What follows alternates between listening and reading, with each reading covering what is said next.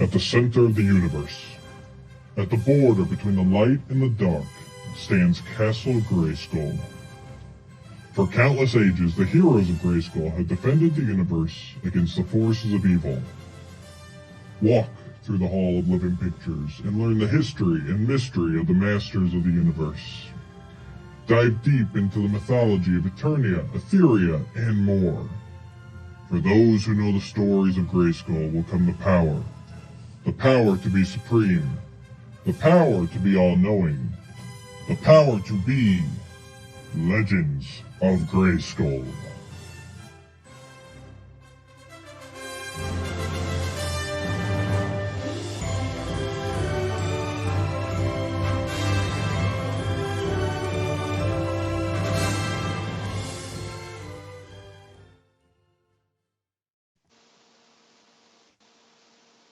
Hello everybody, and welcome to episode 8.5 of Legends of Grayskull, the fan podcast where we discuss the history, the mystery, the magic, and mythology of He-Man, She-Ra, Eternia, Etheria, Primus, Nordor, new adventures, golden books, ladybird books, UK annuals, comic books, mini comics, anything and everything you can think with that Masters of the Universe, Princess of Power logo on it.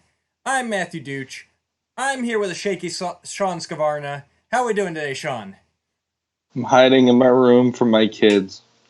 Absolutely. We're not stupid coronavirus. We're not going to get too much into it, but yes, both of our kids at home. So as you notice, I'm up in my bedroom right now. Shawn's stuck in his bedroom. He might be a little shaky today because he's holding his camera. So anarchy is reigning supreme at this point. But yeah, I'm pretty sure like next week the purge begins, but we'll see how that works out according to my theories. Yeah, we got that. We'll be all dressed in leather and spikes to go grocery shopping and drive giant motorcycles and everything. It'll be awesome. It's my Sunday best. I'm glad I can dress up finally. I knew I'd look all sweet and dapper. I've been hoarding all that for all these years. Yeah, when I walk into the grocery store, bring out the gift. I was more, if anybody doesn't know, I actually work in a grocery store, and yes, it's been insane these past few days. That's why it's so nice today that we can I took the day off. I've been working like 14-hour shifts for the past week, and today I took the day off. We're going to get a little normalcy here. We're going to get to talk some toys, but, some comic books, actually. But yeah, me and my buddies at work, we keep doing the Who Run Border Town, because eventually that's what my grocery store will descend into. Obviously, it'll just be like Wee Man running Border Town. Yep. And if you get that reference, kudos to you, because a lot of people weren't getting that reference, sadly enough. Yeah, I joke to my wife. She's the one that has to keep going in. She's a hotel manager, and I'm like, okay, get out your sheriff's hat and get all the weaponry you can. Get on that horse, ride out to Carlisle a half hour from us, and we'll get Coral and Judith together and all that. It's like, it's all Walking Dead and Coral. Oh, it's crazy times. Yeah, it is. But let's talk some Masters today. So, I know this is an issue you were really excited about, so why don't you jump into the intro for this one? What are we talking about today, Shawn?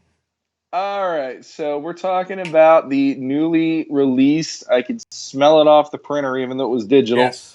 And I don't have a copy to hold up because same thing. I went digital this morning because I said, not that I'm necessarily scared of the virus, because I have to be out in it anyways, because I have to go to work. But I'm just like, I'm not going anywhere today. I don't care. I'm done. I've been with the public 7 days in a row. I'm done. Yeah.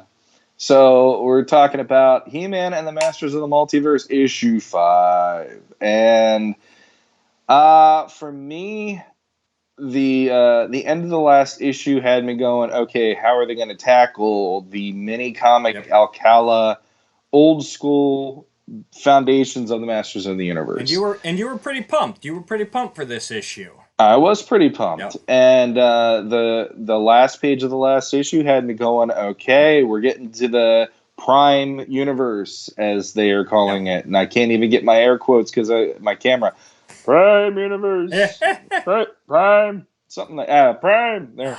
Anyway, And I actually did. Let me switch over here because so yeah, Shawn was pumped for this. This is his. I did actually scan the whole book in because it was just quicker actually than like picking and choosing scenes. So we're gonna run through the whole book here on you. Hopefully YouTube is okay with that. If this episode goes missing, then we'll know they aren't. But we got away with it last week with time trouble, so I'm gonna give it a shot again here. Which if you haven't checked that out, go check out Time Trouble because that's an amazing book. But yeah, Yes. so for me, like I said, this universe that we're getting into here is one for me I didn't really even know about till I was older. Like I started discovering this universe as like I was finding back issues. Like I found that Superman comic at my local comic book shop when I was like 10 or 11, somewhere around there. And then like the reissues and commemoratives and stuff and finding He-Man.org. That's where I learned about this universe. I didn't know about this universe per se growing up. I really didn't have any of the early mini comics, so but Shawn, this is pretty much your first This universe. is my happy spot. Yeah. Yeah, this is my introduction to Masters for the most part. And I'm not gonna lie, the preview pages that were released like a week ago Yeah. actually had me grinning from ear to ear because this is my He-Man. Right. You know, I mean, this to me is like I don't mind the Adam turning into He-Man because it's one of the greatest sequences in a Filmation cartoon or in any version of Masters for me. But deep down, there is this feeling of He-Man to me is this barbarian on a giant tiger, green and orange tiger, that's out there just, making stuff happen. And it was nice to see him. I thought Tom Derenick, the artist on this issue, he did a great job of rendering that version of He-Man. Absolutely. And same thing I've been saying. I wish they'd done this all along for all the different ones, but Yeah. But yeah, it felt like you were in the mini comic universe. Yeah, he did a really good job of making his style blend with what we were used to seeing with Alcala, in my opinion. Right. And it was cool because it went into He-Man's tribe. We get to see some of the people he cares about. Yeah, we get to see a moment where He-Man actually has some emotional moments, which is great jump too. Right over there. Let's take a look here. Adjust you a little bit. There we are. Doing this earlier before you were actually on here, and that's always harder. So give me a second to adjust the windows. So yeah, I left the cover off because it's an odd number of pages if I do. Yeah. So and actually, I did want to say I did like that cover, how they kind of made anti-eternia He-Man. He almost looked like a negative photo. Like that was a pretty neat rendition. This cover was. Yeah. So we jump right into the issue here. We open up with anti-eternia He-Man is in this village. And a hut with these two, was it Shaman and... Oh, I forget her name. It's a little hard for me to read on there. And this actually, I wish I had a little more time this morning because I wanted to look a lot of this stuff up because they were throwing some stuff out here that I'm like, it sounds like it probably was something in the past, but it doesn't ring a bell. And the compendium's not showing anything for this shaman. There's a couple shamans in here. We'll give Shawn a minute to adjust. I'm just... I don't know. Like I said, I'm having a hard time figuring out my angles here. There we go. There you are. All right. Good. So yes. So yeah, go ahead. We have the tribe, which is... I like that we're going back to the tribe, and I like that we're having that representation. For me, like I said, that was my He-Man to start out with. So absolutely. And I really that whole shot right over there with He-Man on Battle Cat. Right. That's like I can hear the original, not the He-Man theme song. Right. But the original song from the records, the "We Are the Masters of the Universe," I get it kicked him right there by Sonny and Cher for the for the Save the World. The amount of awesome that thing is. That's what they're going to use to get anti-eternia at the end of this. I'm convinced because nothing. That's part of. I warned Matt, and I'm going to just say it right now. I'll probably break our F-bomb of the week by doing this episode, because this one for me was like, I'm reading it going, huh? Like, we'll get there. But yes, this opening, the whole point, this is great. This opening was good. I like this, and I scrolled through those preview pages really fast. Like, I saw them, but I didn't read them because I hate spoilers. And I'm like, oh, Shawn posted it, and I'm like scrolling real quick. So I kind of saw the pictures, but I didn't really like look at them. But then He-Man on Battle Cat jumped out, and I liked that, you know, it showed anti-eternia He-Man isn't all powerful here, that he may have actually died from the wounds that he sustained in the last issue if the villagers hadn't found him. You know, it doesn't really go into why they saved him, but I mean, I guess you could just assume, since he's wearing similar armor to He-Man and everything, that, you know, they felt he could be trusted or whatever. But they saved him. They somehow removed the whole sword and repaired his chest, and so he's good now. And he returns the favor by slaughtering the entire village. And here comes my little boy. What's up, bud? Hello. Oh, he's a kitty. Oh. Are you Battle Cat? You want to come here? Come here. Are you making a cameo today? Here. Are you talking to What's up, little Skavarna? Yes, I am talking to a friend. Can you say hi? Hi. How you doing? His name's Matt. Can you say hi, Matt? Hi, Matt. Hey, buddy. How you doing? You enjoying the time off school? Are you having fun today? Uh-huh. Yeah, are you? I'm Battle Cat. You're Battle Cat? You're Battle Cat. I believe it. You Battle Cat? Yeah, you like Battle Cat? Mm-hmm. Do we like He-Man?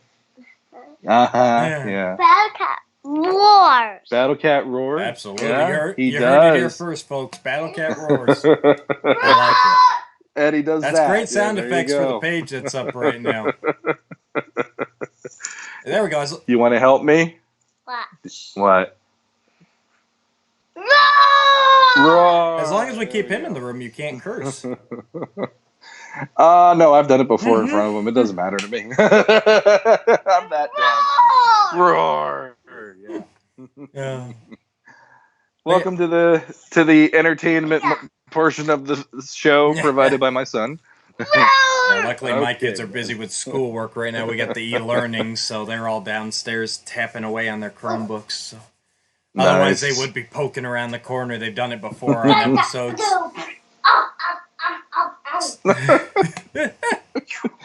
Oh, you need a minute, or it's never a. No, I'm good. Let's just do this, because otherwise he's gonna probably invade anyway. Plus, it'll make this episode funny to me. I like it. So we got the village there. He slaughters the village. You see a nice nod to procrastination. Yeah. I love it. Yeah. I know you listeners don't get to enjoy the liveness so much, but yes, we do this pretty much live. It's very much unedited, as this will probably all make it into the final cut here. Yeah, my son believes he's Battle Cat incarnate, and there's days where he's like a little wrecking ball anyway. So I could be He-Man. Yeah. And could you do? Hey, while you're here, can you do it? You want to do By the Power of Grayskull? Do it. By the Power of Grayskull. Nice. I have the power. There you go. Awesome. We are training the next generation right. We are, aren't we? And since little Skavarna brought it up, I do want to talk about that for a second. The fact that this... I can hear everything. No. I have my headphones I'm talking on. into his it's ear. Okay. Yeah. It's nice to finally see Battle Cat. We have not seen a Battle Cat yet in this entire run. And that's one of the things that I think has been missing. Yeah, I actually didn't realize that until this issue, but yeah, we have not seen a Battle Cat. No, not 2000. You're right. 2000X Whoa. Filmation, Yeah, it was him falling off the bed and me grabbing him and losing the phone. There you go. Well, this is the circus edition. Okay, Hayden, if you're gonna be in here, you can't keep doing that. Okay? You have to be quiet. Thank you. And climb on me, sure. That's fine. That's fine. Yeah, we haven't seen Battle Cat. I did not realize that until this issue. Yeah, they and we've gone through, I mean, you could say the movie, they didn't have it, but yeah, we've gone through a couple iterations here where he was sorely missing. So it was nice to see him here, and that's a great mini comic pose there. And then Yeah. the shock on He-Man's Yeah. face as he sees the decimated village. I mean, anti-eternia didn't even leave a hut standing there. Like, he burned the entire place. He killed everybody. I'm glad he's back to being his evilness instead of that weird, like, I'm gonna hide in, like, the royal palace and eavesdrop. Yeah. Like, I'm gonna be Crackers the Clown. like, this is anti-eternia He-Man. He goes to a place and he just destroys the place. No, he's a clown. I'm sorry. He just goes, did you just say Crackers the Clown? No, Okay, it's a Hayden, clown. okay, Hayden, do you want to go out? You want to go see what Evie's doing? Belly. Belly, yeah. This is why we don't record this. You want to go? Do you want to go see your sister? What's she do?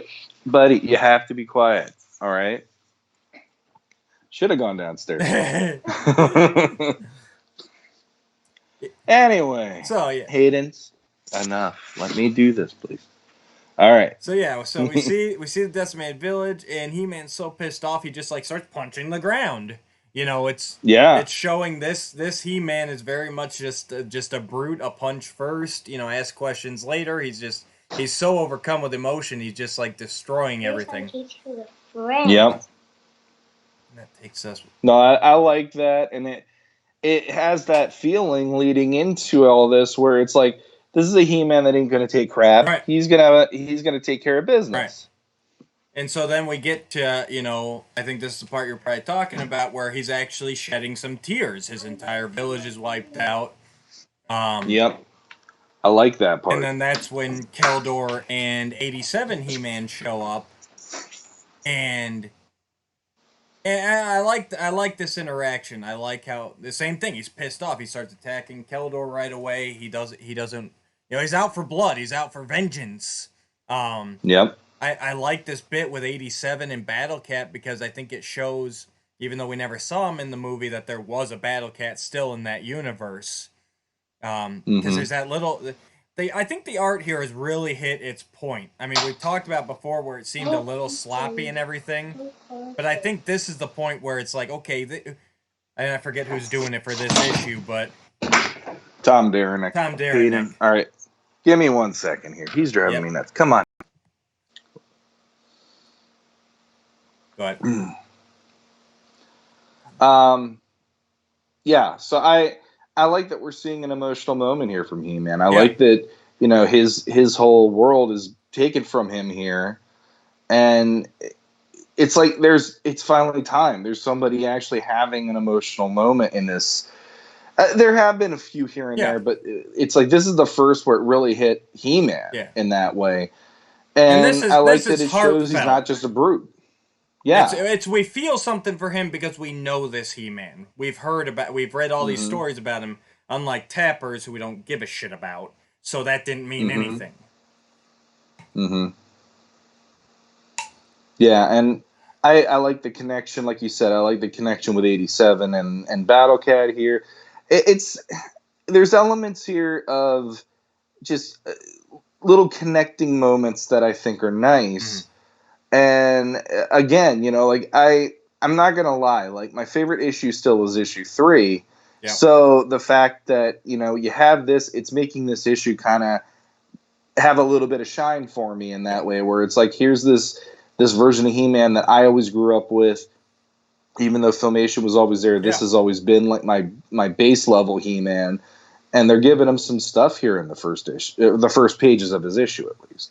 Yeah, absolutely. It's a great little character, and then even the fact that He-Man takes the time to take care of the dead before they go on. They're talking about what they need to do, and they're trying to convince Minicomic to help them, but he's still like, okay, he realizes he can trust 87. He's still not sure about Keldor because he thinks he's an apprentice or an acolyte of Skeletor, which makes perfect sense. I mean, blue-skinned, half a skull face at this point. And I Yeah. actually really like this Two-Face thing that they did with Keldor. It's really growing on me this whole issue. It's a real neat graphic, and it keeps hitting that underlying tension of, you know, is he Skeletor or is he a good Keldor? Like, what's he gonna be? Yeah. So I like the funeral pyre and everything that they do for him. And the one thing I'm disappointed with is he talks about consulting Man at Arms, Stratos, and the Sorceress and Tila, but then they don't actually do it. Like we see Tila a little later, but we don't actually see any of the other heroic warriors from this time. And he calls them Masters of the Universe, which I'm sure is going to send some people just batshit crazy, because technically they should not be Masters of the Universe at this time. You know what I mean? Well, I honestly am at the point reading this where if that's the biggest thing that you're having a problem with, you didn't read the issue. Then that's just me. Like, there's definitely some things in here where I'm like, really, like this is the one where I feel like it's the straw that broke the camel's back a little bit for me. It's not completely done, but like I don't have as much hope with the issue 6 as I thought I would, to be honest. Right. But no, I love these little moments with him, and it establishes the primalness of him. The funeral pyres. He's doing this in tribute of his fallen community, Right. or his friends and family and all that. And I really enjoy that. And there's this element to it where it's like he's telling Keldor, like, go F yourself for right now. This is important to me, Right. that they get buried properly, because they were just freaking mass murdered. Like, I like that. Exactly. It shows some more heart than you would have expected, because this version of He-Man is usually painted as he is, I don't want to say a jerk, but he's a jerk. Yeah. He's like a brute jerk, the way that even in the notes that that were unearthed just recently through the Scott Knightley videos, they had the notes that Don Glut was using when he was writing the mini comics, and it was like, he'll take any means necessary, even if it's underhanded, to defeat the foes or whatever. And there's this element to that where it's like the fair play thing only came in with Filmation. So in that way, this is giving more heart to a character that really probably wouldn't have earned that in the original way he was, and so I kind of dig that. Absolutely. And so then he says, "Okay, I'm gonna help you. And he conjures up the battle ram, as he calls it here, even though it should be called the Sky Sled. But I know there was. He might have even called it a battle ram in those early mini comics, so whatever. But but I love this shot too of like, and he tells Keldor he's got to ride with him because he doesn't trust him. We established that he has the force field harness, so he can't even attack him if he wanted to, but he'll feed him to Battle Cat if he does try to attack him. Like I like I'm that. pumped through this. Like this is, and then like the shot here of Battle Cat leaping off and 87 on the I'm still calling it the Sky Sled with the cape flowing. Like that's an awesome sequence right there. That is. So here's a question for you. You not growing up with this version and you growing up more Filmation minded. Yeah. What did it sounds like you're getting into this take on He-Man somewhat. You're at least enjoying this window into I've always it a little more than I thought. I've always enjoyed those early mini comics. I've enjoyed that. Well, like we did the DC comics, which were a little more blended. We did the one issue so far. Yeah. I've always enjoyed it. But if they're like, Matt, what do you want to see out of a new He-Man?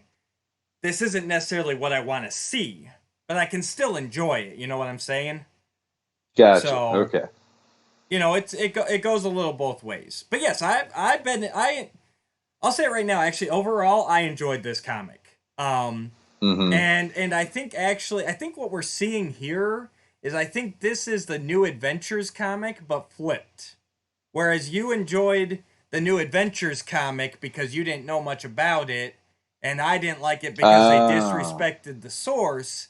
I think we're going to see our positions flipped here as we go through this, because you're you have so much more stock in this universe than I do.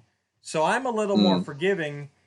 And like I said, there's some stuff coming up here where I'm kind of like, is that original? Is that from something? Or did they just make it up here? And I'll so. be honest. I'm not going to go and say legit what it is here. Like, I know there's people that know way more than I do. Right. The thing that's coming up here, though, this made me smile because we don't get to see a window into this Right. version of it too often. So, and I could be wrong. Maybe they did it somewhere where I'm not aware of, but this was just a nice, hey, this is really what the place would have been, Right. and I kind of dig that aspect of it quite a lot. That's probably the beginning and this part are the parts that I really was like, oh, this is. It's like you're feeding my soul. Right. Give me some more of this. This is good. But yeah, I love that. So I love that panel. And He-Man. I did think now I pulled it up on my phone so I can actually read some of this as we're going along. But yeah, he goes, "Come, vengeance awaits," and they ride off on battle cannons. Like that's epic. That's how it's done, right? Come, vengeance awaits. I wasn't too impressed with the Skeletor visually, though. I think they could have gone a little more Alcala on him. It's kind of a weird amalgamation of like Alcala and Filmation. It's weird, but Well, one thing I'll say really quick since you brought that up is the art in this one for me, and I do like Tom Derenick's stuff. I've seen him on plenty things, not just He-Man related. I always feel he is a craftsman. He's a really good storyteller. He's a really good visually. He draws some dynamic poses, some dynamic anatomy and figures. But this issue, you can tell it probably was something where he's like, oh God, I got to jump right into the next one and I don't have a breath. right. Because there's definitely moments in this where I was looking at it going, I was kind of hoping for a little bit more, or I was hoping for a little more something. There's moments here I felt like he probably had to rush it no matter what. Right. And Skeletor's face is one of those things. We're going to see a power sword later on that made me cringe. And I felt bad even saying that because, again, as an artist, I understand. Yeah. I've been rushed myself. But there's moments in this where I'm like, you guys really didn't. You really were rushing a deadline or something on this issue, and it made me feel kind of bad. Yeah, we'll talk about that in a minute because I know it's the same thing. But for right now, we've got Skeletor, being his mini comic self. He's spying on them. They're racing to try and get to where to. He-Man had hid half of the power sword in his village, which seems like a really stupid place to hide it. There's that too. And so anti-eternia has one half of the power sword from this universe, because as everyone knows, in this first universe, there were two halves. You combined them, and then you could enter Castle Grayskull. And so now he's going to find the second half, which He-Man had also hid, so luckily he knows where it is, so they're heading there. I like this, like, down ship or whatever it is here. It was very Horde-like to me, like one of their big warships. I don't know if that was intentional or just kind of what happened, but they pass this down ship, and then he starts filling them in about the great wars that ravaged this Eternia. And this was a fun little part that they told in flashback. He's telling mini comic He-Man's telling Keldor as they're running, and like Shawn said, this is where we get a glimpse. I want to say they didn't even show this in the original mini comics. Shawn, correct me if I'm wrong. I know they talked about the civilization before the Great Wars, but I don't think they ever had a glimpse into it. That's why I'm saying I'm pretty sure that we've never really seen a glimpse into this aspect of the history of Eternia. The closest thing I could think of is like the Power of Grayskull episode on MYP, because that's like the Council of Elders is there, and it's like that's that. And like I said, with how much storybook wise and comic book wise that has been done with this franchise and this brand, there could be something out there where I don't know, but I have yet to find it. This was my first window into the concept of this is what Eternia was meant to be before the Great War. And it made me smile just going like, in my head as a kid, I've always wondered what that society was like. Yeah, because and at least here's a take on it. It doesn't have to be legit. Right. This is my canon, but I just enjoyed that. Hey, we're getting to see a little window into that. Yeah, it's because even Powers of Grayskull, like that's like none of those glimpses into the past we've seen in Filmation or MYP or anything really follow into this storyline, because this storyline is so different. It's like He-Man says here, it was a peaceful, perfect heaven. Like they created this utopia, technologically, advanced. Everything was great. You see the pictures there where they're wearing, He-Man harnesses and Stratos's flight gear, and they got Zodak helmets, and the whole point of this early mini-comic Eternia was that they had this perfect utopia. There were great wars that destroyed it, and basically the world that He-Man took place in was like a post-apocalyptic wasteland where everything they had was built off the ruins of all this great technology that used to exist. Yeah. So yeah, it was really cool seeing like a fleet of Talon fighters and sky sleds, and everybody dressed up there in the past. I like this image. It's fun. Yeah. I think my only thing with the image was it was weird to see so many Talon fighters, because for some reason I always equated the Talon fighter as a singular vehicle. Yeah, in that way. Now that you mention it, I think they even said that in the early books and comics, that even here we go, Talon fighter. DC mini comics.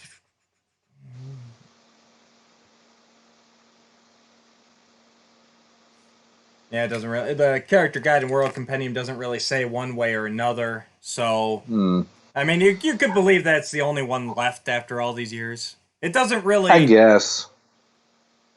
It doesn't really contradict anything necessarily, but yeah, I agree. It's a little weird. And then here's the part. This next page here is where I was kind of like, wait, is that? Because I always thought the Great Wars were just like infighting or whatever, just a war, that ended up in the apocalypse. But here it's saying that there were these dark gods of destruction that were angry that, Eternia had relied so much on technology and rose up from hell in rebellion. They struck mercilessly, devastation followed, and the battle between Dark God and man raged for millennia. That's the first time I've heard that there were actually like these gods that came and were fighting the Eternians. Well, I'll be honest, and this is complete fan fiction, so it doesn't amount to anything here. But you've shared. You're mean. I'm mean, apparently. You shared some of yours in the past. I'll share some of mine here. Absolutely. In my take on the way when I was trying to think of like, okay, if I started from the ground zero to do like, let's mix mini comics with 2000X and start an actual storyline with that, I actually wanted to do it where because of Keldor getting taken by the dark side of magic, you also had Hordak, who had the mystical abilities as well, and all this kind of stuff, and the idea that magic scared people who couldn't use it because it was something where you had to rely on the trust of people who had the way to access it and harness it and use it. Randor shut Eternos down from using magic. He took away all magic users, and it was the idea behind that of, I lost my half-brother to this, and I lost this and that to this, so we're going to rely on technology to make our world better because we can control technology. We can make sense of this. And the idea of Adam then using the power of Grayskull is like completely going against his father's wishes, but it's what is needed to counter what's happening. Absolutely. And in this case, I'm like, well, crap, that sounds almost like what I was trying to do, the way they're talking about it. But I never equated it that way either. I always thought of it as there were factions going against each other on the Primal Eternia, and through how horrible and horrific this war was that they had to do, it went to the point where it actually ripped the fabric of time and space, and like that's how Skeletor just passed through into another dimension and all that stuff. and it like the kind of weapons that they were harnessing were these huge war machines that had that potential. And maybe one side was like, we're gonna banish you off of our planet because there's no other way around this. We're gonna eradicate you by not killing you, but you're gonna get the heck away from us.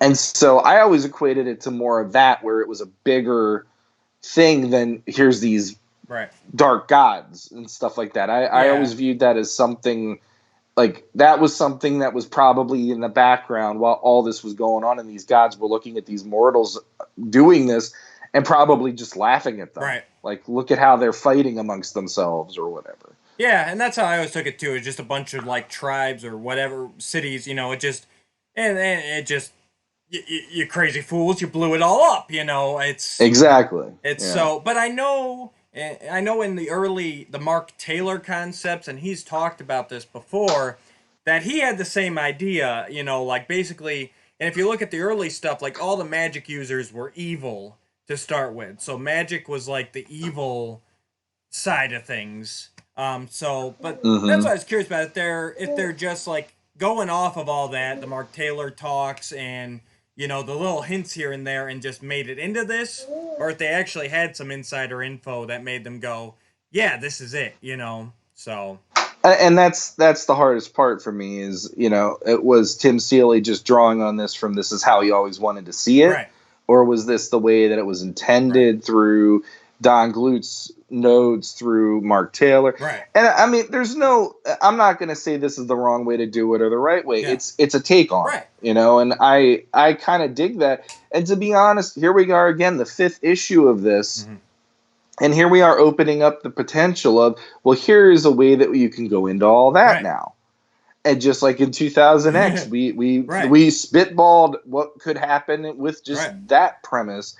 And, looking at this, I'm like, I would actually like to read a book like that where we're talking about here's the beginnings of why the Great War began. And it reminds me of like, in a shorthand term, Krypton. Yeah, absolutely. Like the idea of Krypton and you have these factions, some of which are willing to kill their planet because they know this is the way it should be or whatever. Exactly. And General Zod being who he was, but that they're but instead of leaving the planet and the whole it's what do the survivors do afterwards? Generations afterwards, what are they going to do? How are they going to rebuild? That was always the point to me of these early mini comics. It's how are they're gonna take their homeland back after all these great wars, after all the devastation. Who will rule? Who will become king of Castle Grayskull? It's an intriguing story. I'm not gonna lie. It's a very worthy story. Like I said, just not my number one version of He-Man. That's all. Well, and the other thing about that story that I like is that would make this version of He-Man be the version he is, right. And I enjoy that from a whole different perspective because, like, as a kid, I know in the mini comics there's these moments where he's like sarcastic with Man at Arms, like, what brings the great Man at Arms to my humble home tonight, and all that kind of stuff. Right. And it's like you can see why he'd be that way though in this version, and I kind of dig that, and yet there's this sense of honor and this sense of like loyalty to his tribe at least and stuff like that. So yeah. And so here, Mini-Comic He-Man is taking them to where he hid the other half of the Power Sword, a place called the Bleeding Scar. And I did look this up, and it's got no entry either. So here again, I don't know if this was actually a thing. It doesn't ring any bells with me. It sounds like a really, really, really crappy bar. The Bleeding Scar. That's what I thought when I first read. I'm like, it's kind of cool, the idea of it because of what it was for the planet. But when you hear it, it's almost like, this is like the really bad bar where you might as well get a couple of hepatitis injections before you walk through the door. Yeah, it says it's a, hang on, let me find the quote here. It's a result of the, no, there was something about, where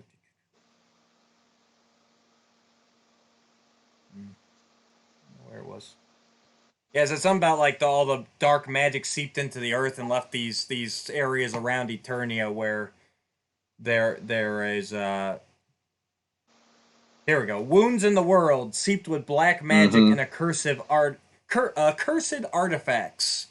So it's just like these whole areas that are just like hell on earth. And he left it here, which is just a giant like open lava pool. And this is where it started getting a little weird with me with the power swords, because the power swords are drawn very, very oddly throughout this issue. Yeah. And when I first saw this one, I couldn't tell which one's his, which one's that. In a minute here, once he gets like the purple half of the power sword, like it looks like it's still colored gray, like the gray half, and like I don't know. It got weird here with the power swords. Yeah, this middle panel right here is the one where I looked at it and I'm like, please don't tell me this is how they're gonna look, because it really, like, if I draw this version of the power sword, this looks like the first pass I do before I tighten it up, and it just felt really off. And the whole thing with the way that the power sword thing has even been done throughout this whole thing has been confusing to me on a visual level. So it's like, it doesn't surprise me that this part got jumbled, but I don't know.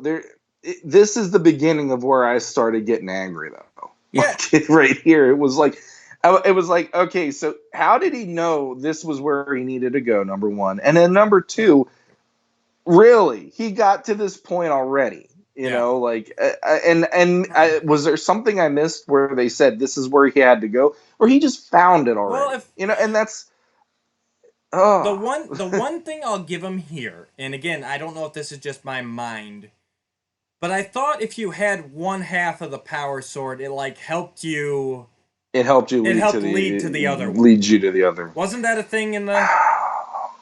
I'm trying to remember if that was actually a thing. And the fact that you finished that sentence for me makes me feel like I'll give him that. I'll give them, because anti-eternia He-Man's always kind of had a nose, even if you want to say, for like where he needs to go. So yeah, I'll give him that he can lock in on there. Here's my thing: in every other universe we've gone to, he has had to get the power sword. And that destroys Grayskull. He sucks all the power out. Mm-hmm. Here, he's got to get the two power swords, and then he's got to go to Grayskull. So why is it different? Again, here, why is it different here? That's my biggest thing, is why is it different here? That's been my whole thing throughout this whole series so far, is whenever they, like, change these things up. And for me, like, even this doesn't make any sense, because it says in the narration here that he already combined the Filmation sword with his earlier. And so, but now he waits till he gets here. So you're thinking like, okay, he's got to combine the two halves first. But before he goes and gets the second half, he combines the first half with his Hellskull sword. Yeah. So why do you even wait that long? Why didn't he just do that, an hour ago back when he was at the village? It's those kind of things that my mind can't ratify. It's like, is it the power sword he's after, or is it Grayskull? Which is it? Because before, all he's needed is the power sword. And really, if you want to say he needed the complete power sword to get into to get into this Grayskull, then he shouldn't be combining them yet. He should have to combine them and go open Castle Grayskull. So I see. Here's where I gave it a pass. I looked at it as long as he had both power swords in his possession. Okay. That's what mattered, because you'll see later on, and I mean, you've already read it, but yeah. The viewers will see later on, it still follows that logic where Teela is waiting and she's the keeper of Grayskull and everything. And then it turns into, oh my God, Kitty! Everybody's bombarding me right now. And then it turns to the whole, you open Grayskull because you found both swords. Right. Therefore, and now I got crying kids. All right, hang on. I got. Okay, we were talking about the power swords. I just wanted to say I didn't get to finish that. Yeah. So I took it that in order for him to get into this version of Grayskull, now the Prime Universe Grayskull, he had to have both swords, no matter if he had the other one. So if he had both swords and he's collected them into his sword, that was the key to get into this one. Okay.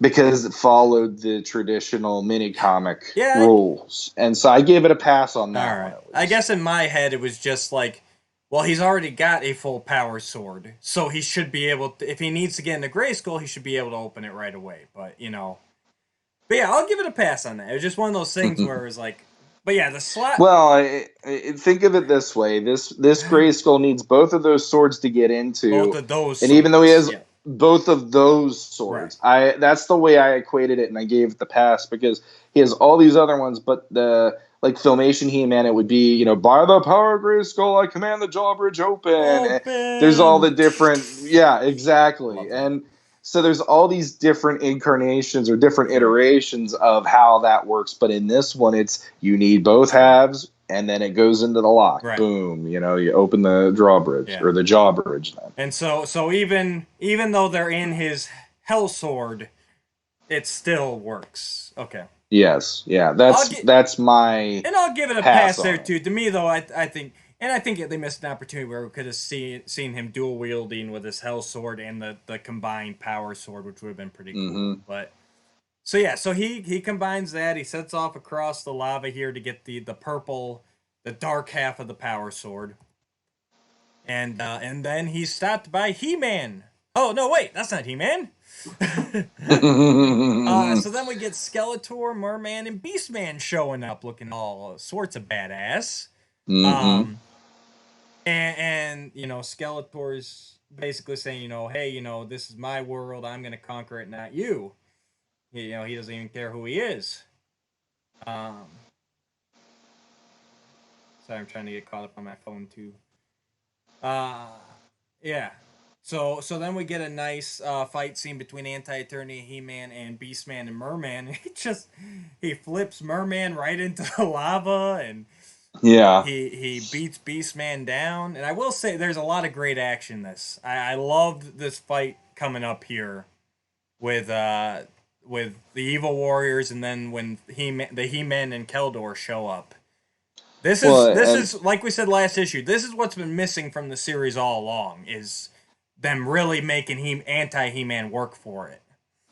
I mean, there's a moment here that it reminds me of like the easiest way I could go to it was it reminds me of Return of the Jedi, where the Ewoks end up in that explosion.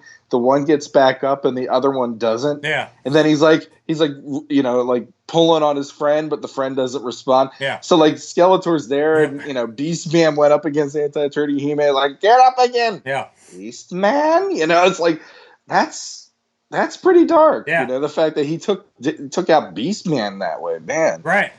Yeah, he took shoot Merman into the lava. He's just like, well, there's that too. But the fact that Skeletor had that moment to actually recognize Beastman probably was no longer, that really got me for some reason. Yeah, after all these battles, after all this eternal war, and now he's just like, there's some real loss in this issue. Yeah. I never meant to call you a boob. And I did like this Skeletor throughout it. I thought they did a good job with him.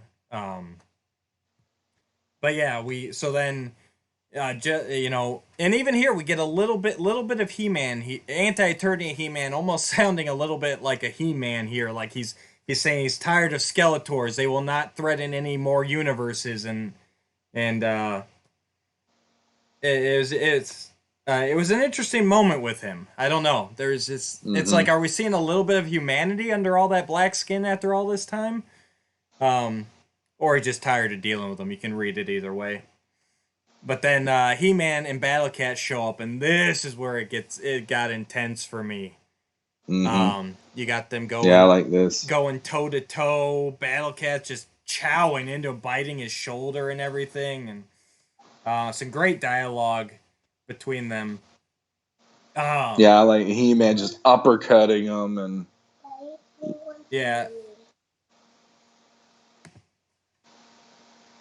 Yeah, and so you get, He-Man's mini comic He-Man's. I gotta stop saying just He-Man because no one's gonna be able to follow my train of thought here. It's confusing. Mini comic He-Man here is like because right away Anti-Eternia takes out Battle Cat. Like, he's done. Anti-Eternia is so close to the Power Prime in this. Like, he's taken no prisoners. He is I mean, he kills Battle Cat right off the bat and chucks him at 87 He-Man. And so then Mini Comic and Anti-Eternia come up against each other in here, and he's just, you murdered my people, broke my loyal steed. You are not worthy to wear the force harness of the sorceress. You are not worthy to bear my name. And this is what I was waiting for last issue with Filmation He-Man. And he just goes at him with all his strength, all his power, this Krathum. I mean, for all the sloppy power swords in this issue, you get these awesome panels where you can just feel Mini Comics, anger and desperation and revenge. And you can feel the pain in Anti-Eternia face as he's getting knocked across the land here. Yeah. I mean, this is all insane. And then we got so you got a couple pages. The one thing I know here again, you're feeling the weight of this story, but this issue could have used like a double page fighting spread. Like, that's the one thing I'll say was probably missing from this. And then the next page is just a Mini Comic and Anti-Eternia just going at it. And unfortunately, for some reason, Anti-Eternia He-Man knows how that force field harness works, and he turns it off and kills Mini Comic He-Man. Yeah. Which is sad. And I'm more sad about this than I am about Tappers, and we followed him for way too goddamn many issues. Well, and that's part of my issue with it. It's like, this is the version of He-Man I thought was going to be toe to toe with him, and he was, and not just have 2 pages. Yeah, like 87 at least went toe to toe, and now this version, and I don't know. I kind of felt like because his stuff wasn't drawn from Grayskull, it was going to be a little more of a knockdown drag out between the two of them, and instead, this is the issue where I'm finally like, I'm tired of this Anti-Eternia He-Man, and I never thought I'd say that. Right. But I'm just tired because he has all the answers to every damn thing lately. Right. And I'm like, no, I want him to actually have some moments. And instead, they just keep on, well, he knows this. Boop, he touches the tech vest. It's like, really? Yeah. Really? We're going to, Well, so. Devil's advocate here. And, I'm not saying you're wrong. I never say anybody's wrong. But I like that because I think that they work toe-to-toe physically. You see that here. If anything, Mini Comic He-Man has more strength than him. But to me, they found a way to use to use the Mini Comic stuff against itself. Like, okay, so he is stronger than Anti-Eternia He-Man. That's shown here. But he relies on the force field harness to protect him. Other than that, he's a mortal man, remember, because he left the jungle. He got the armor and the weapons from the sorceress goddess. They continue to call her sorceress here. And so he was just a man, a very strong man, using the technology. That was the early Mini Comics. So for Anti-Eternia to turn that on him, and by disabling the force field, that's how he's able to gain the upper hand. This was the one where I'm like, okay, he earned the win. But that's just my personal opinion. Whereas like New Adventures He-Man, like that would just killing him just to kill him. Like he did not earn that win. And I mean it makes sense. And that here's the thing that kills me though is that there actually has been people going, well, what are those squares on his harness for all this time? And now, like, they just basically said, yeah, those are the things that he uses to make the vest work or whatever. And there's this element of that where I'm like, and this is the moment where we find this out. Thank you. Right. Like that just bugged the crap out of me too for some reason. Was that not? I don't know. Was that not? Or maybe it never said in the early Mini Comics. I don't know. I don't think it was ever said. They always said there was 2 harnesses. It was 2 harnesses in the first one. He had to switch. He had to choose his enhanced strength, or his force field. Yeah. I mean, it kind of makes sense. There's not much else on, unless you just say it's always on. Which then we get into the problem. Like I've said, I hate that. Then you've got an overpowered He-Man where he's, it's almost a Filmation issue where it's like, okay, if it's always on, then no one can ever beat him. as far as like the length of once again, we're feeling the time constraints. Like I said, Oh they yeah. should have spent 2 issues in here, and this issue should have just been the battle. Um, Again, it's kind of one of those edited down for time things, I think. Where they're trying to show anti-eternia He-Man earn it, but they just don't have the panels. I Mm-hmm. mean, if you look through this whole book, every one of these pages has these 6, 9, 8, panel pages. There's no single page spreads. There's definitely no double page spreads. I mean, Yeah. they are crunched for space here. So then we come up with Keldor and Anti-Eternia going after each other, and they and they explain again a little bit more in depth about their world. And I keep forgetting it, honestly. I know that they come from the same world. You kind of forget that as this goes on. So it's nice to have the refresher there. It's it talking about how you there. Maybe that's later. Maybe I'm getting ahead of myself. Yeah, I think that is a little later. Yeah, here Anti-Eternia He-Man just gets the power sword and he takes off to Grayskull. And the cosmic key was damaged in the fight, so they can't even follow him. Mm-hmm. And so they have to make a deal with the mini comic Skeletor here, who's the only survivor of this battle at the Bleeding Scar. And I like this too. I think it harkened back to more of the early Texera ones. You get the vibe of He-Man and Skeletor teaming up against Trapjaw. Mm-hmm. That kind of thing. He's like, this guy's gonna destroy all the universes. He's crazy. Like when Skeletor's the sane one in the equation, you're in trouble. Yeah. And of course, 87, he's got his doubts about it, but it's the only way. Mm-hmm. Um, and so they head off to Grayskull. Everybody does. Yeah, there we go. And I've always liked this Grayskull. It's very creepy. It's very evocative. I'm sure it takes you back. Oh, yeah, I like the fact Tom Derenick really captured that mini comic Grayskull, the Alcala one, and I like this whole thing. The lead up, there's that he looks like a silhouette Yeah. opening the drawbridge, and Mm-hmm. and then out of nowhere, it's like, oh crap! It's like Yeah. he's now in control, and this is what the castle is going to do against anybody he considers is not Right. in power of it. And I kind of dig that. It's like all hell breaks loose the minute he shows up in here, Right. and And I like this sequence where it's like Teal is in trouble, and then boom, you got 87, and Keldor showed up. It's like that's a cool little rescue moment they did there. Oh, to yeah. be honest. And I like that. And I think that came from the mini comics where Tila became kind of the guardian of it here and there. Yeah. I was disappointed that we didn't see the sorceress / goddess anywhere in here, but this is fun, and it's like we've seen Skeletor when he would capture Grayskull in the early mini comics. He was able to turn all the traps and everything on the heroes. It was very much a whoever holds the power sword, And so yeah, this fight through Castle Grayskull trying to get there, and all these ghosts and goblins and everything attacking is a great sequence. Yeah.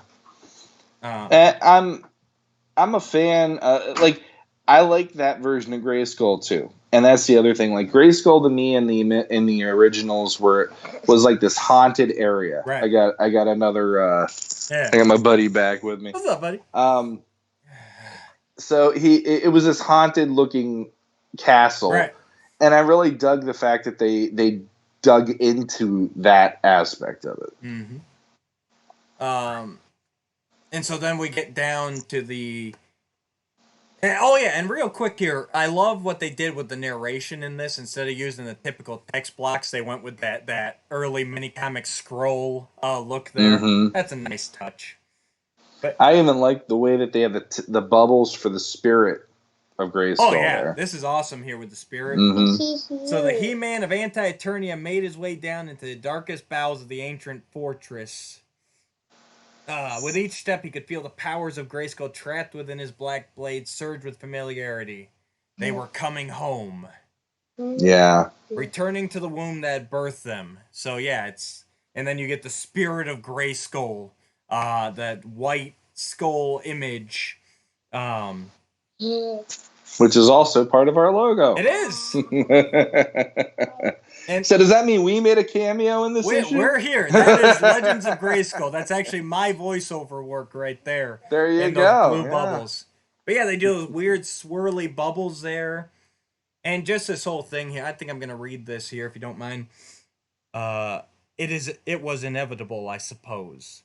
The dark gods would be unhappy, contained at the bottom of the minicosm. That they, unable to create, could only copy, pervert, and corrupt. That the most powerful man in the universe should seek to spread his poison, like an infection that travels through the veins to the heart. So basically, what we're finally getting here is they did hints. But so basically, whatever happened to him in Castle Hellskull back on Anti-Eternia, basically it's tying it into these dark gods that are buried deep within the heart of this mini comic Eternia, and they corrupted him, and they want him to to destroy everything basically, and he does that. Mm-hmm. He kills the spirit of Grayskull here. Yeah. Yeah, I mean, I don't know what else to say, but yeah, other than I feel like pulling the inconceivable, in that way. But and I still don't get what the point of it is. So he kills the spirit of Grayskull. Like it's been these little tidbits all throughout where you're kind of getting, but we still don't know his full mission, which still bugs me that we're on issue 5 and we don't really know what he's after other than this vague destroy or whatever, spread the anti-truth or whatever. But so far, his whole goal has apparently been to kill this prime universe spirit of Grayskull. And he succeeds here. Yeah, and that's the whole thing about, if this would have been 8, 10, 12 issues, which I'm sure there's people out there going, please don't make it any longer than it is, but there's a part of me that's like, there's a lot of questions that both you and I and other people have brought up where I'm like, the story of this is almost broad strokes, and it's to the point where I feel it needs to have some detail. It needs to have a little more depth to it than just he's going around collecting power swords. Why? Because he wants the power. Okay, well, what does that mean? And his whole take on what that means. If he is the anti everything, then why does he want the power of the positive everything? Right. To diminish it so that the anti is now the positive? Is it to flip the script, as they say? And that for me is like, I don't understand any of that. And also, in his case, if he's being either manipulated, controlled, or whatever by this anti-power, it almost feels like it should be similar to the way they played it in 2000X, where Hordak reaches out to Skeletor, and he's like, you're going to find a way to get me out of Despondos. And he does that to him multiple times, which makes me go, well, then who's his Hordak? Right. There should be like a Hordak figure that's the anti-version controlling him and making him do this stuff. And it's like, who is that supposed to be? And if that ends up being like a giant reveal in issue 6, I'm going to be like, really? And maybe that's why you didn't build any of that. Maybe that's why they showed those dark gods earlier. Maybe it's them pulling the strings, like you said. But it's like we have one issue left. It's too late to still have these questions. Like the purpose should be clear by now. In any good story, about your halfway point, you know what the villain's after. I don't like stories that save everything for everything's a big reveal at the end. It's like, piece it out little by little, but this is too long considering how it is. If it was a 12-issue series, and we're just learning this in issue 6, great, you're right on time. But honestly, for the people who are saying, well, if they made it longer, don't let it drag out more, I think if they made it longer, it would have been a better story that we were all happy with. Because there are a lot of good story beats in here. They're just getting lost because it's rushed. Yeah, and I don't know, like, it's this story to me is almost the equivalent of a Masters of the Universe video game. Yeah. Like, there is a big boss. It's Anti-Eternia He-Man. Beyond that, there's not really a huge goal other than don't let him get the power swords. Right. Don't let him get into Grayskull. Well, that's what they always do with every villain in Masters of the Universe. Right. He's no different than all the other iterations of Skeletor Right. or Hordak or King Hiss. They're all wanting the power of Grayskull. Mhm. So there's an element of it where I'm like, well, what makes him different? Oh, it's He-Man. Doesn't matter, like it's like I feel like in Skeletor's case, you already know what his reason is behind that. Right. So, and most people are like, that works. Okay, Skeletor wants to get in, he's gonna do it, and he's gonna be evil or whatever. In this case, it's like it feels like there's so many question marks on what this is to him and what this means to anti-eternia. He's so worried about, oh, I'm gonna bring about the truth. I'm going to show you all what I see, and it's going to show you that, this is what it means to have power or whatever. It's like, right. You're not showing me anything other than you're jumping level to level each issue. You're grabbing stuff and you're running with it, and then you go to the next level. I don't know any more of your motivation than what I knew in episode or issue 1. And every time I see you going up against another He-Man, 9 out of 10 times, I know you're going to win because they're just making you into this. Yep. It's almost like Roadrunner and Coyote thing. Yeah. And that's what's driving me crazy. And that's why I was ready to say the F-bomb about it. Like, I'm so tired of this character because it's like he is the version. Like I was saying, when I originally found out about this character, the idea of him that gave me the creeps was he would be this version of he'd be like the Michael Myers of Masters of the Universe. He would be this force that's always driven to get things. Right. He would be always after whoever it was he was after. And the idea of you're putting the face of a character that we typically see as a good person and the hero, and now you're saying, no, he's a perverted, corrupted version of that, and now he's going to be the evil one. That messes with my head. The way this is done, it's like Roadrunner and Coyote, where every time they get even they get a bead on him, then boom, he's off to the next reality, and then the other He-Men are trying to figure this out. And this is a huge part of why, for me, this story, it's buckling even more under its own weight because we finally get the reveal of who we're supposed to be rooting for. Right. And I know that was obvious to some, but the way this is written, he's not given enough time for me to give a crap about him when he finally steps up in this issue. Right. And I'm like, I gave more of a crap about all the other incarnations of He-Man leading up to this issue than I did about Keldor. Right. I can't help it. Yeah, and here in a moment here we see that yes, Keldor is truly the star of the series, for whatever reason. Unbeknownst to us. Because and this is kind of on 87 movie He-Man, which here again, just like the last issue, he's showing some faults. He's showing I don't know if this would have happened whether or not, but it starts with their travel. They get to the bowels of Castle Grayskull, and the 87 movie tries to make Skeletor turn back, and Skeletor's not having it. He's so close to power, he's gonna take it for his own and go back home and bring an army, which has always been his motivation. And so they get into a fight here where 87 gets blasted pretty bad. Keldor is surprised that Skeletor turned on him, and I did like this line from Skeletor. He goes, "You sought some humanity in me, Prince. Some connection that we might share. A reason to trust me, foolish child." Yeah, I did like that, and it's my son now is using me as his personal highway for his car. I didn't see that at first. I looked up, but yeah, I like that this is what I wanted in the last issue, where it's a Skeletor that's not rooted in Keldor. Hello. So how does that change things? And he's like, yeah, basically I saw you trusted me, so I used you. I like great. That. That would be Skeletor. Right. That would be mini comic Skeletor to me. So that works. But then that pisses Keldor off so much that he just blasts him. He finally, and here we go. Here's another step of Keldor becoming Skeletor. He finally just unleashes this wave of magic that just knocks Skeletor on his butt, takes him out. So now we've got the half face, we've got the magic.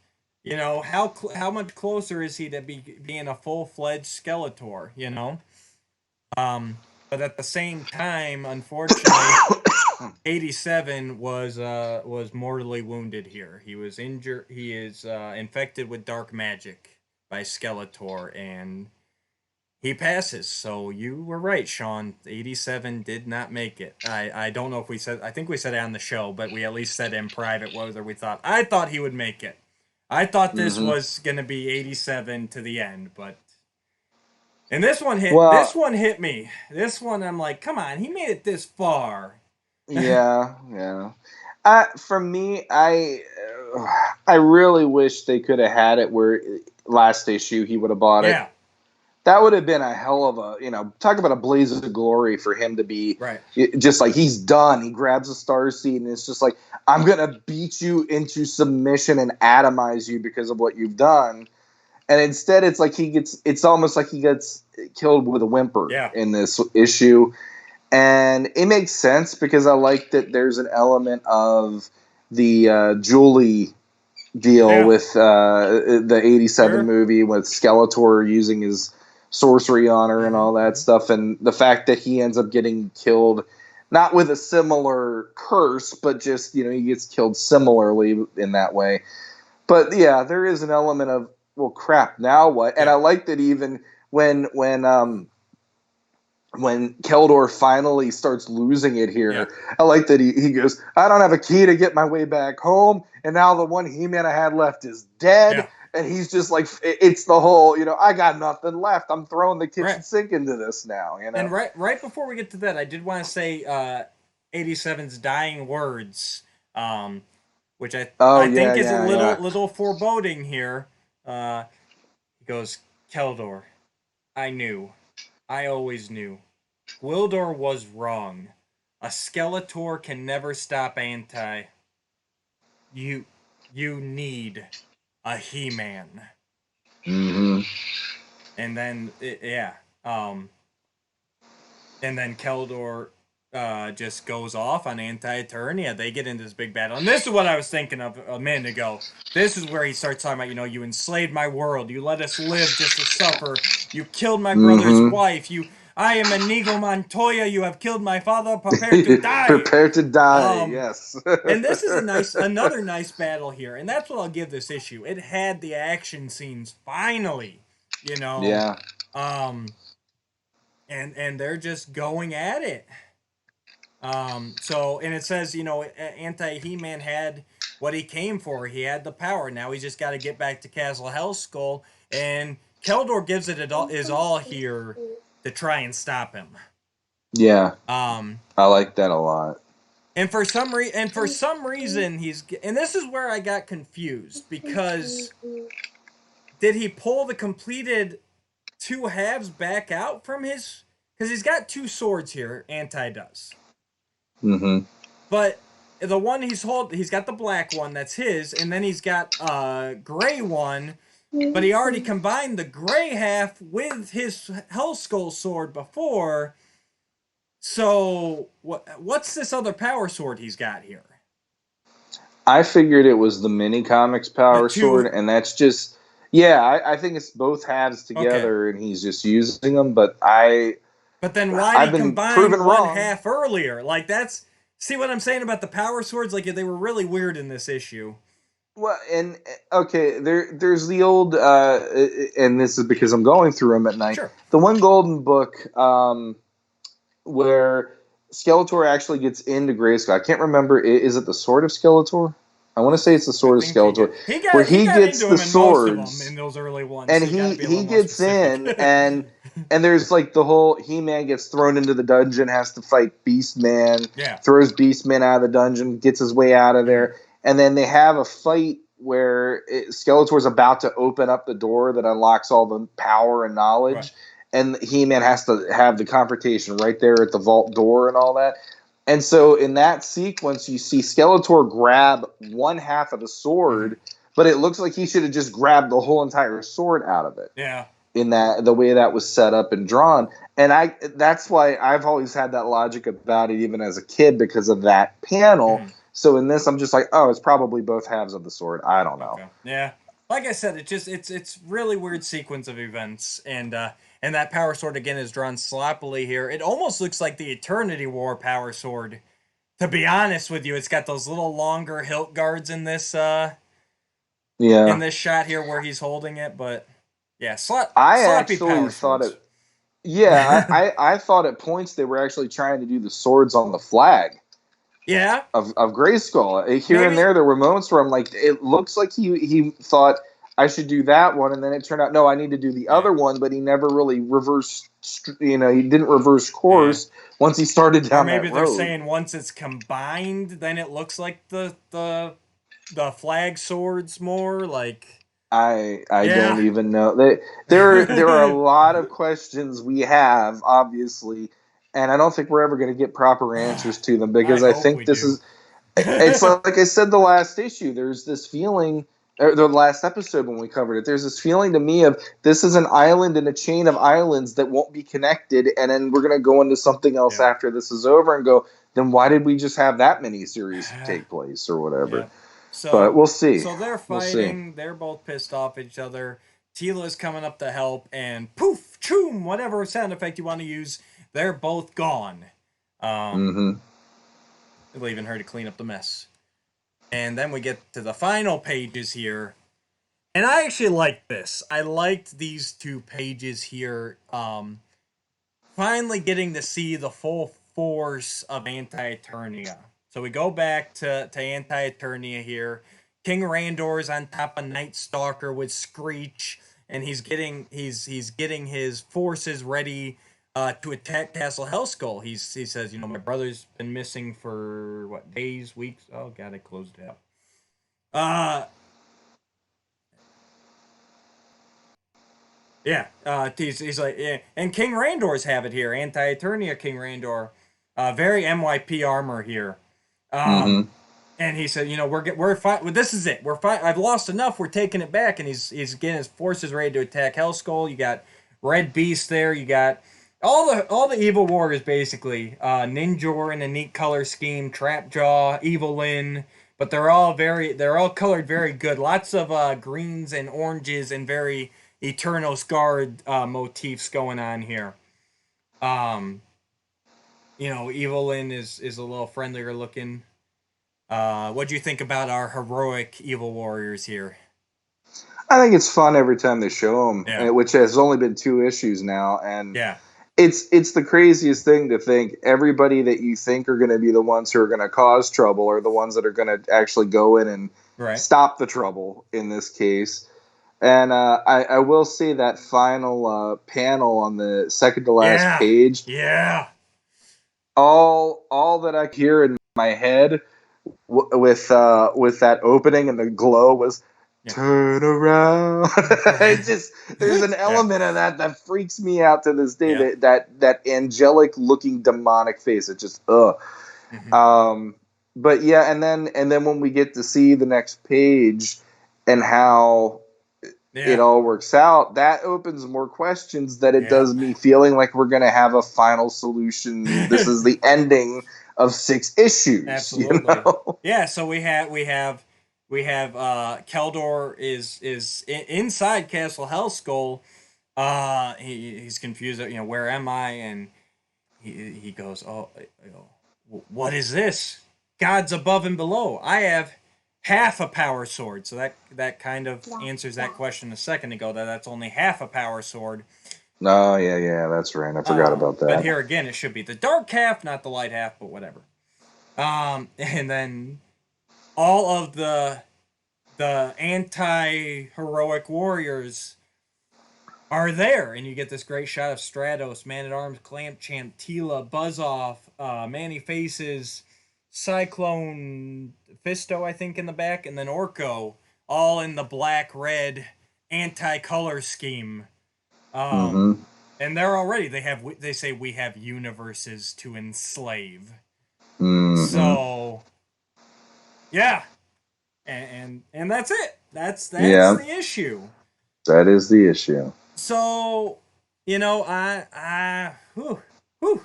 Now here's my thing. So, 87 He-Man said that line about how you need a He-Man, and Keldor's left with half a power sword here. So, how much you want to bet in the next issue we're gonna see Prince Keldor say by the power of Grayskull? At this point, I'm gonna say it's definitely even odds in this, and that's kind of where I'm like, And I don't know how I know. would think of that Yeah, I yet. don't Like, know if I like it or not. yeah, But I have a feeling that's where they're going with this, is that Keldor actually needs to become a He-Man. That they need a Skeletor, per se, to completely give himself to the forces of good. And yeah, I don't know. I just don't know. I don't know how I feel I about that.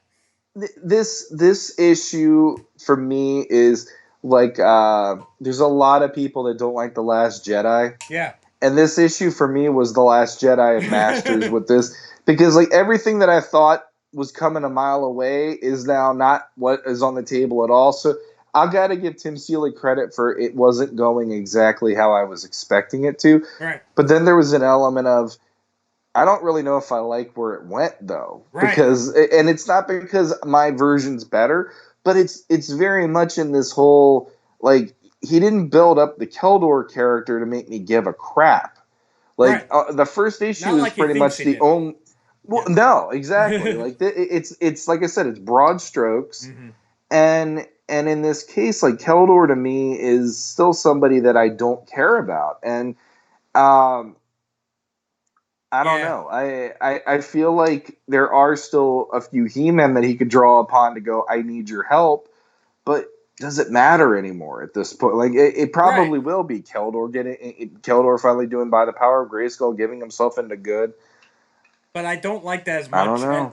I'm not saying our stories are better, but I don't like that as much as what we've already spitballed. Like, there are better Yeah, ways. If I can think of better ways, in my opinion, I think Tim Seeley could have. And we can't really say for sure because we don't know where it's going. But, yeah. Like I said, there are a lot of moments in this issue I liked, and then there were some that were just like, eh. I like seeing, and I'm actually I'm kind of excited to be going to this anti-universe for the final issue. It kind of makes sense, even though it hadn't crossed my mind before. yeah, it didn't Um, cross mine either. I don't know if I like it or not, but I'm cautiously optimistic about it. Um, I'll say again, the whole thing needed to be longer. This is a maxi series, not a mini series. Well, the best way I can draw a parallel to something that it works versus it doesn't here is Lord of the Rings. Yeah. Like if you look at Frodo is going through a hell of a lot through that movie series, that Mm-hmm, story. mm-hmm, mm-hmm. But you can get these moments where you see Frodo is really getting taxed. He's really, Right. really emotionally just screwed in a lot Right. of this stuff. And there's not a whole lot of this for how crazy and big this story has gotten to this issue. There isn't really a moment of that for me where I'm looking at it going, well, crap, I feel like Keldor's probably in danger or something. It's Right. like it all just feels kind of like Keldor is an afterthought, and now we have to root for this guy. And I really would rather be rooting for 2000X. I'd rather be rooting for mini comics. I'd rather have Filmation, you know? Yeah, I really thought that And 87 was going to end up being like the big, He-Man of this story. I thought so too. I agree. So, like I'm just here's another question. Sure. I love questions. Well, it's me just sitting here going up until this moment, Mm-hmm. the anti-eternia stuff with the characters themselves. Yeah. It doesn't make them any more powerful than the typical version of them, or is it that they are more powerful and that makes them even more formidable than if they were their normal selves?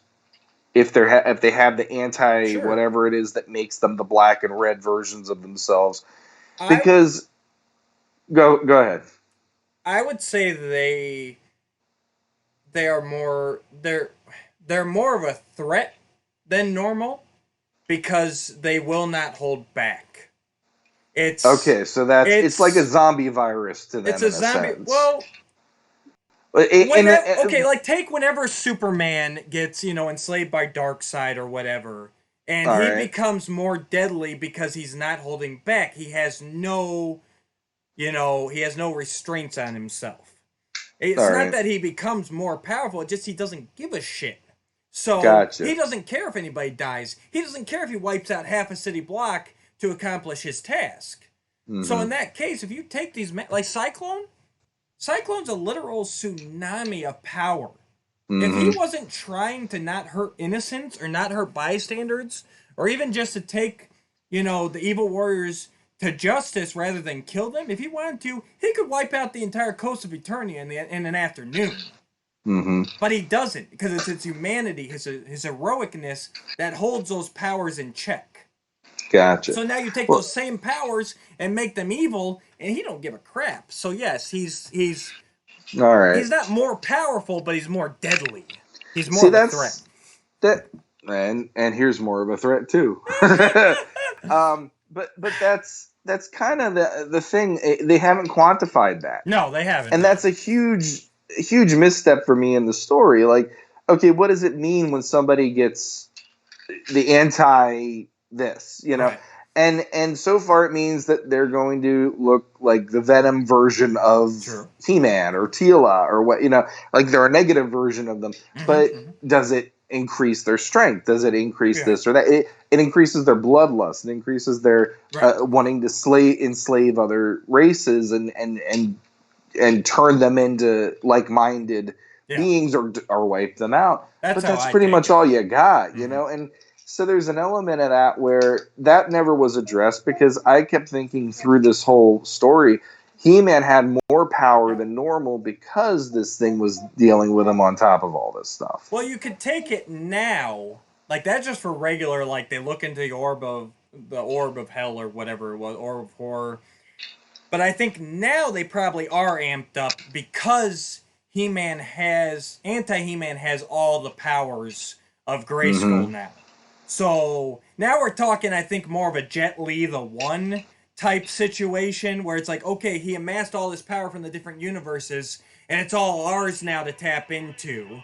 And so now they probably are. At the end of this 5 issues, they probably are more powerful because anti-He-Man's brought back the powers of Grayskull.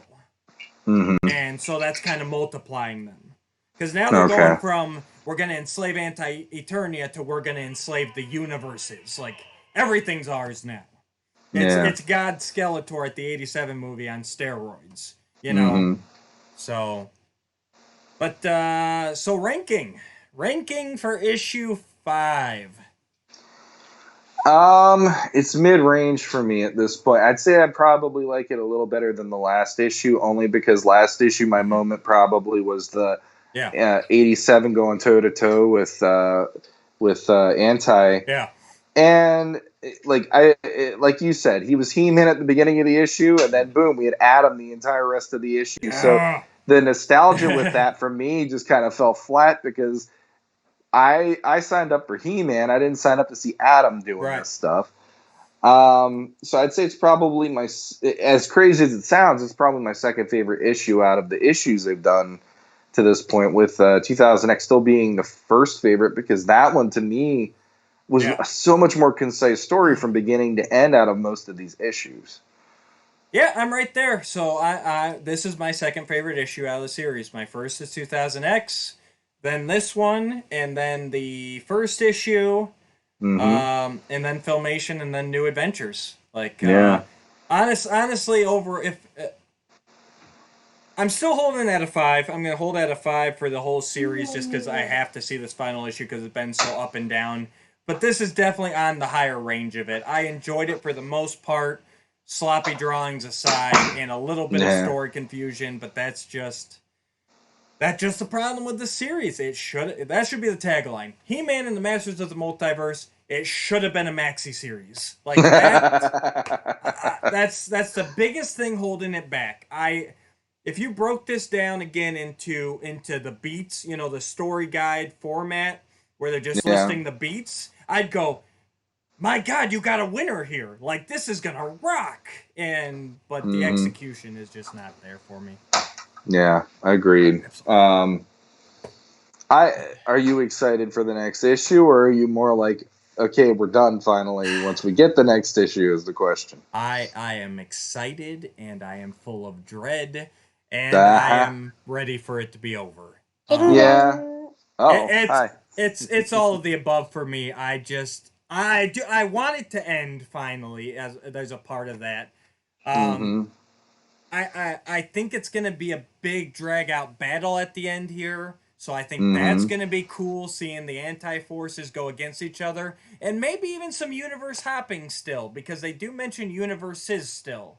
So Mm-hmm. I don't know.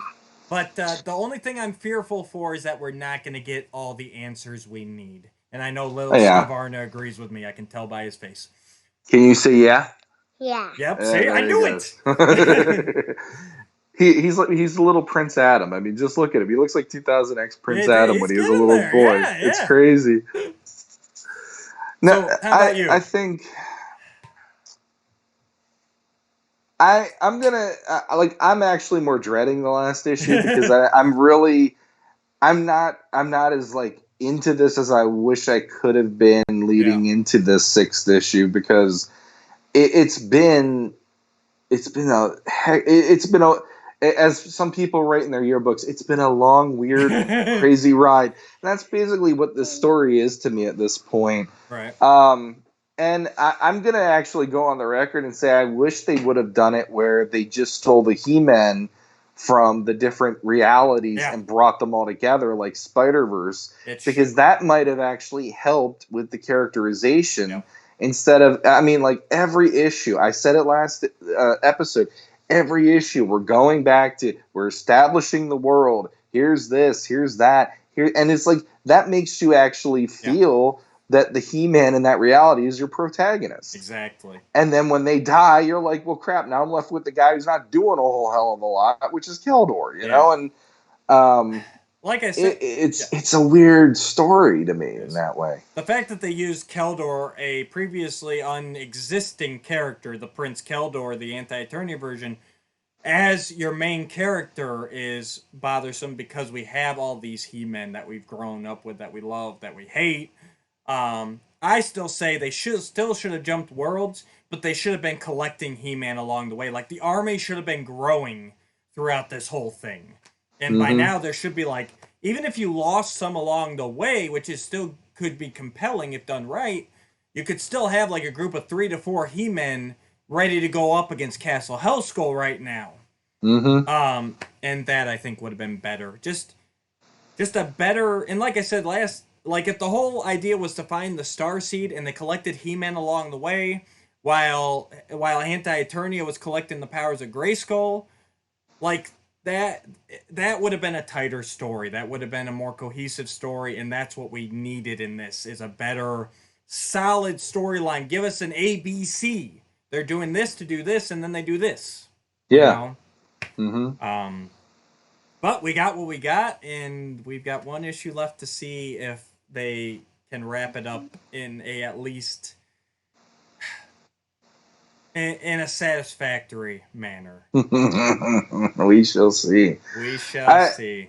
I do want to give props though.